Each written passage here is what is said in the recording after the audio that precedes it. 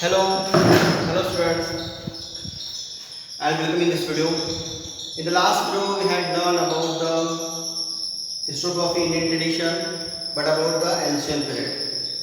How the ancient history was developed. If you want to understand the ancient history, which sources you can use for understanding the ancient history and so on. So in this video, we are going to understand the medieval period. As I told you in the first video that our history is divided into three parts: ancient history, medieval history and modern history. तो last video में हमने ancient history के बारे में जानकारी ली है। इस video में हम लोग मेडिवल पीरियड के बारे में जानकारी लेंगे कि अगर मेडिवल पीरियड में हिस्ट्री कैसे थी। जैसे मैंने आपको पहले बताया था कि मेडिवल हिस्ट्री जो है 12 हमारी 7th सेंचुरी से लेकर के 17th century a complete 1000 period of 1000 year. उसमें भी उसके दो हिस्से हैं। जो पहले 500 साल का पीरियड था उसको हम अर्ली मेडिवल पीरियड कहते थे, और 12th सेंचुरी 17th सेंचुरी का जो पीरियड था उसको लेट मेडिवल पीरियड कहा गया है। तो जो पहला जो पीरियड था सेंचुरी का, जो अर्ली मेडिवल पीरियड है, अगर उसको आपको समझना है तो ये कुछ पॉइंट्स मैंने यहाँ पर लिखे हैं, इसको मैं एक एक से एक्सप्लेन करके आपके सामने बताऊंगा। और सबसे पहले एक बात मैं आपको बताना चाहता हूँ कि ये जो मेडिवल पीरियड है ये थोड़ा सा लेंथी है। मतलब इसको समझने के लिए आपको बहुत सारे सोर्सेस अवेलेबल हो सकते हैं। इस वजह से ये वीडियो मैं दो हिस्सों में बना रहा हूँ। अर्ली मेडिवल पीरियड्स को अगर समझना है तो ये सारी चीज़ें आपको समझने हेल्प कर सकती है। और जो आफ्टर द 12th सेंचुरी का जो पीरियड है उसमें भी उसके जो सोर्सेस हैं वो मैं नेक्स्ट वीडियो में आपको बताऊंगा।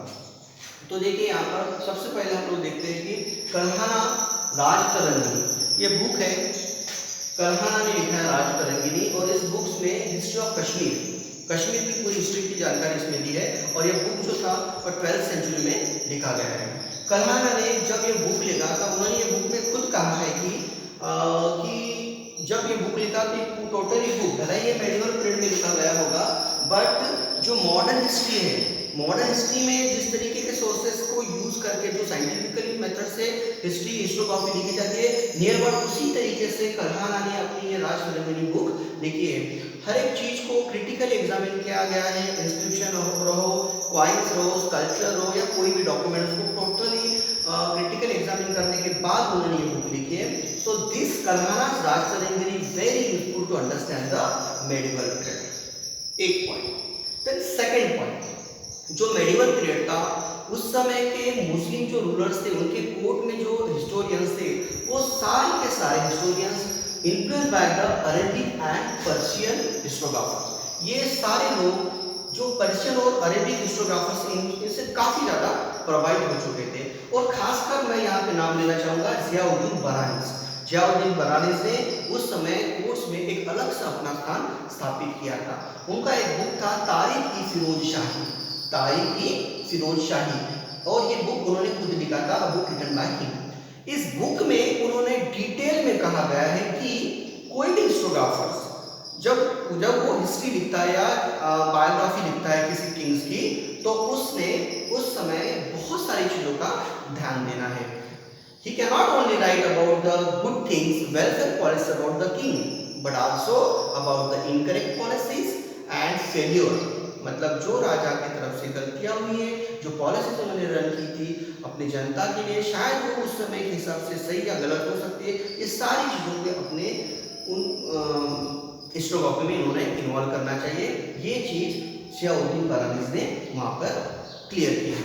उसके बाद उन्होंने कहा है कि जो हिस्टोग्राफर है should not right only the welfare policies of the king. ऐसा एक दौर था कि बस अच्छी बातें लिखो, तो ऐसा नहीं होना चाहिए।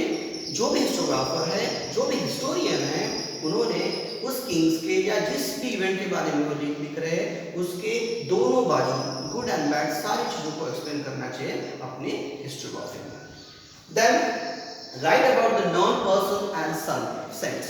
उनका ऐसा मानना था कि सिर्फ हिस्टोग्राफी या बायोग्राफी या जो भी जिस तरीके का आप लिखान कर रहे हो, उस समय लर्न पर्सन और संत की जो भूमिकाएं थी उस सोसाइटी में, क्योंकि सोसाइटी के ऊपर पढ़े लिखे लोगों का और संतों का भी प्रभाव होता है, इस वजह से they should include in the historiography.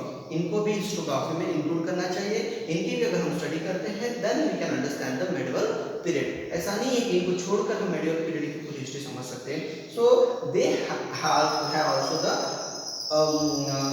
Values in the historiography, उनको भी उतना ही महत्व होना चाहिए हिस्टोग्राफी में।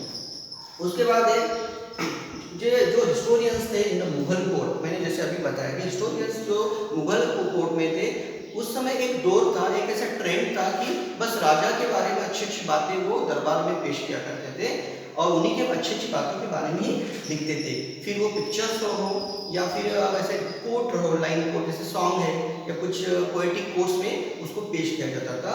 तो इसको एक थोड़ा एक्सपेंड करना चाहिए और अच्छी बातों के साथ साथ फेल्योर्स को और इनकरेक्ट पॉलिसीज को भी पेश करना चाहिए। इस तरीके से ज़ियाउद्दीन बरानीज़ ने एक तरीके से जो हिस्टोग्राफी का एक्सपैंड किया था, उनके जो सब्जेक्ट थे उनको एक्सपैंड करने की कोशिश ज़ियाउद्दीन बरानीज़ ने यहाँ पर की है।